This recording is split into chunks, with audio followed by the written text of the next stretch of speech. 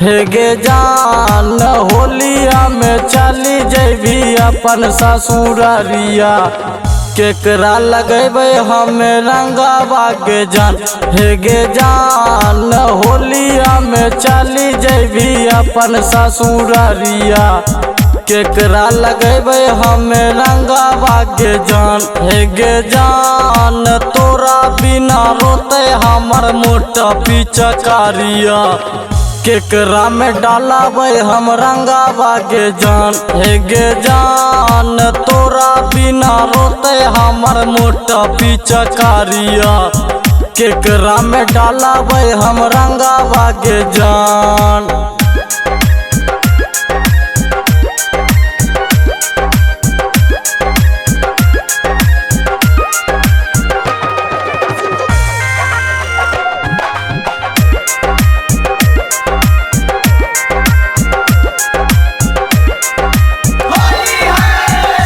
हे गे जान केना लगते तोरा बिना फगुआ में मनमा रोबो हम धक्के पिचकारिया गे जान। हे गे जान केना लगते तोरा बिना फगुआ में मनमा रोबो हम धक्के पिचकारिया गे जान। हे गे जान होलिया में चली जैभी अपन ससुरारिया केकरा लगेबे हमें रंगावा गे जान। हे गे जान होलिया में चली जैभी अपन ससुरारिया केकरा लगेबे हमें रंगावा गे जान।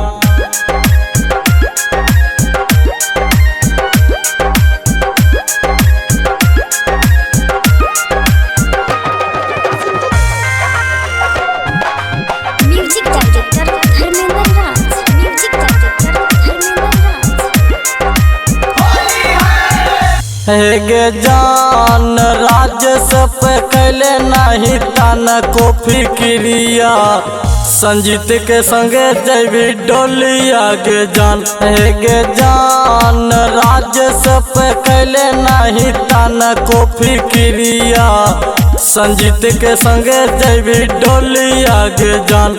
हे गे जान होलिया में चली जैभी अपन ससुरारिया केकरा लगेबे हमें रंगावा गे जान। हे गे जान तोरा बिना रोते हमर मोटा पिचकारिया केकरा में डालाबे हम रंगावा गे जान। Recording by Riya studio Khagaria Bhadas.